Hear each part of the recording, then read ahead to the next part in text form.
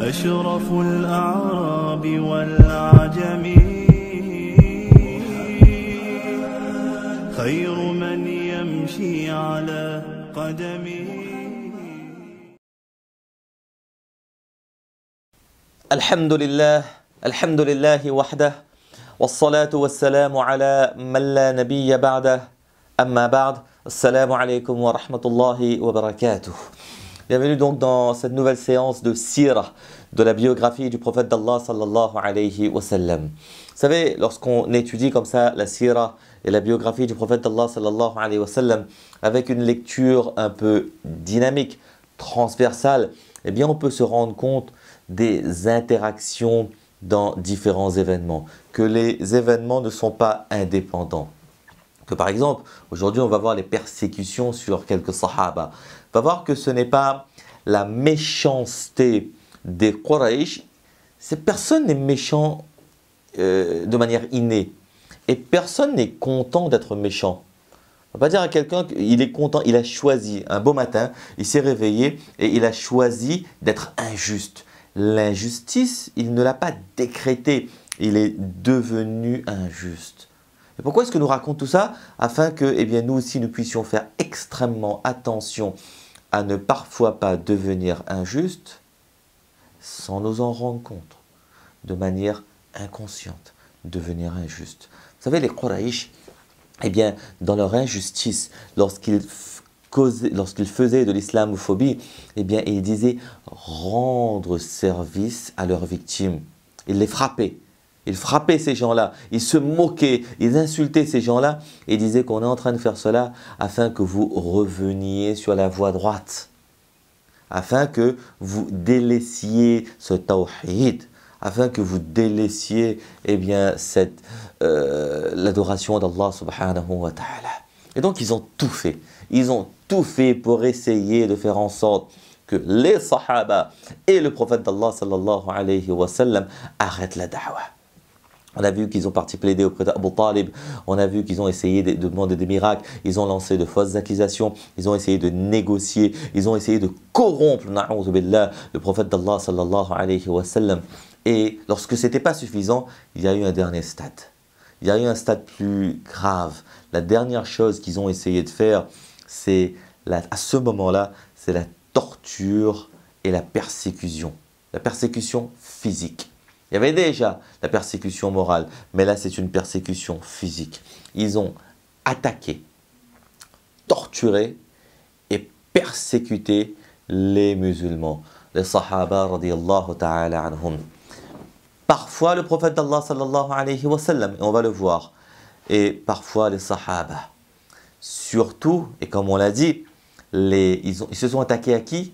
Ils se sont attaqués aux pauvres, aux faibles, aux esclaves parmi les compagnons. Et vous savez, c'est comme aujourd'hui, les victimes de l'islamophobie sont surtout les plus faibles. Là, en l'occurrence, pareil, ils se sont attaqués aux faibles, aux esclaves parmi les compagnons de Rasulullah sallallahu alayhi wa sallam. En fait, vous savez, on peut faire une véritable série, une série de lectures et de conférences sur ce sujet tout seul.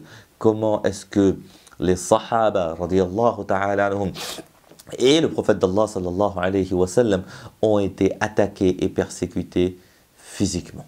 Ce sont des histoires que beaucoup d'entre nous connaissons. Par exemple, Bilal ibn Rabah. Bilal radiyallahu ta'ala anhu, un esclave africain de Umayya bin Khalaf. Bilal n'avait pas de famille. Bilal n'avait pas de famille parce que c'était un esclave et il n'avait pas d'amis et de support à Makkah. Personne. Il est venu en tant qu'esclave et il se doit de travailler. Il est tout seul. Bilal, radiyallahu ta'ala anhu, il est devenu musulman. Son maître, son chef, Umayya bin Khalaf, faisait partie de la pire des espèces. Umayya, il se demande comment est-ce que tu as pu prendre une décision, comment est-ce que tu as pu penser sans me le demander, comment est-ce que tu as pu devenir musulman. Il décide alors à ce moment-là de faire de Bilal un exemple. Il va commencer à le torturer physiquement, de manière très cruelle, ouvertement dans les rues de Makkah. Umayya, c'est un notable. Et normalement, les notables, ils ne font pas ce genre de besogne tout seuls. Ils envoient d'autres personnes pour s'attaquer aux gens. Et là, en l'occurrence, il le fait de ses propres mains. il attaque Bilal, il persécute Bilal dans les ruelles de Mecca. Personnellement, c'est lui qui fait pour montrer l'exemple. Par exemple, il mettait Bilal radiallahu ta'ala anhu sous le soleil ardent, sur le sable chaud de l'été mécois, avec une grosse pierre sur sa poitrine. Et il le laissait là comme ça, pendant de longues heures. Il aurait pu mourir de soif, de chaleur ou sous la pression de la pierre. Bilal radiallahu ta'ala anhu, parfois il mettait un collier autour de son cou et il le tirait avec une corde à même le sol. Lui, c'est lui qui tirait ou c'est les autres esclaves qui tiraient, mais il tirait Bilal comme cela dans les rues de Mecca, jusqu'à ce que sa peau se déchire. Radiallahu ta'ala. De temps en temps, il répétait à Bilal de manière fréquente, dis Allah wal Uzza. Dis Allah wal Uzza, ce sont le nom des deux idoles les plus connues. Dis ça et je te laisse partir. Renie Allah. Mais Bilal, radiallahu ta'ala anhu, qui avait une croyance ferme en Allah, il disait Ahadun Ahad, Ahadun Ahad, l'unique, La ilaha illallah. Bilal, radiallahu ta'ala anhu, il refusait de prendre les noms des idoles malgré tout ça. Bilal, radiallahu ta'ala anhu, eh bien, il a beaucoup souffert pour la cause d'Allah subhanahu wa ta'ala. Bilal, radiallahu ta'ala anhu, eh bien, il a beaucoup souffert, Umayya bin Khalaf, et personne ne pouvait rien faire. Personne ne pouvait rien faire. Lorsque Bilal, eh bien, il est torturé, les musulmans autour, ils ne peuvent rien faire. Jusqu'à ce qu'un jour, Abu Bakr radiallahu ta'ala anhu, il vient et il va négocier avec Umayya bin Khalaf. Et il demande, s'il te plaît, vends-moi cet esclave. S'il te plaît, oh Umayya, vends-moi cet esclave. Et Bilal, il n'avait pas de vertu particulière, à part qu'il était costaud. Et certains disent même qu'il n'était pas super costaud. Pas de vertu particulière, donc il n'était pas très cher. Et Umayya dit non, je ne veux pas te le vendre. Umayya, il sait que Abu Bakr, eh bien, lui aussi, il a cru en Mohammed. Non, je ne veux pas te le vendre. Dans une version, on dit qu'Abu Bakr, radiallahu ta'ala, il dit que je te paye le double. Il dit non, je te paye le triple. Et il dit non, jusqu'à ce qu'Abu Bakr, radiallahu ta'ala, il dit je te paye 10 fois son prix. C'est là que Umayya accepte 10 fois le prix de Bilal, radiallahu ta'ala. 10 fois le prix de Bilal, radiallahu ta'ala. Mais Allah subhanahu wa ta'ala, il a investi cet argent dans le compte d'Abu Bakr. C'est pour cela qu'Abu Bakr, il est ce qu'il est, Abu Bakr.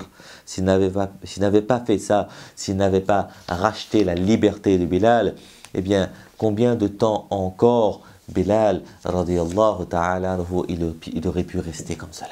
Bilal, radiallahu ta'ala. Dans une version, les ulama nous disent qu'à la fin, Umayya, il dit que eh bien, je t'aurais vendu de toute façon moins que ça. Et Bilal, Abu Bakr radiallahu ta'ala, dans une version qui est un peu faible en termes de chaîne de transmission, Abu Bakr radiallahu ta'ala, il dit s'il fallait monter jusque 100 fois son prix, je serais monté jusque 100 fois son prix, mais je l'aurais acheté.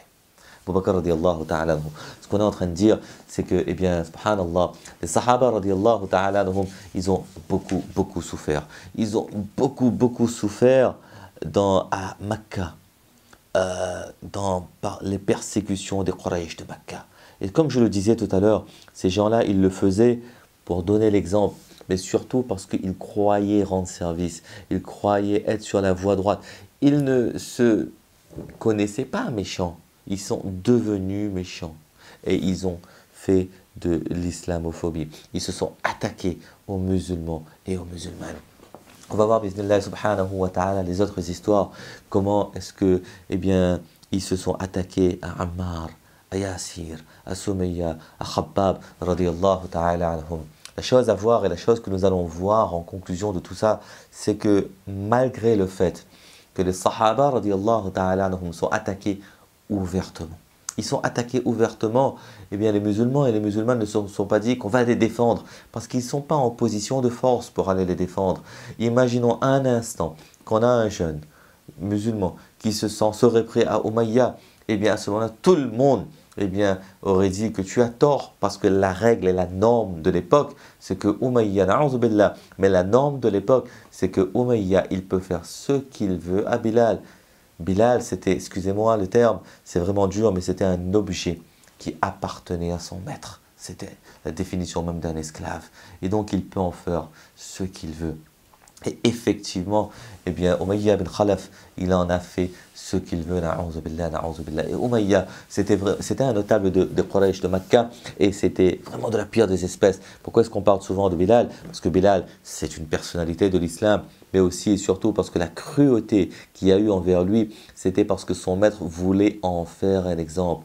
Ils ont totalement enlevé l'aspect humain.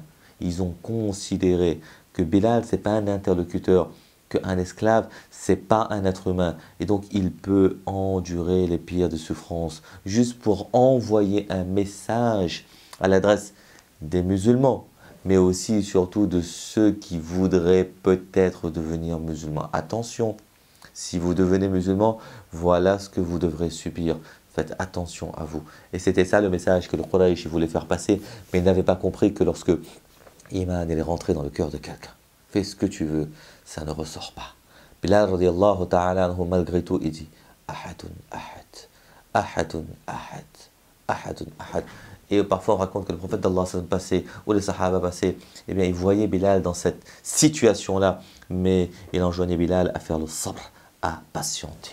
Qu'Allah subhanahu wa ta'ala donne le tawfiq de comprendre cela, et surtout qu'Allah subhanahu wa ta'ala nous donne un iman qui tend vers l'iman et vers la foi des Sahaba radiallahu ta'ala anhum.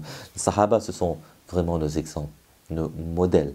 Et leur iman, leur foi, eh bien, c'est un modèle de croyance pour chacun et chacune d'entre nous.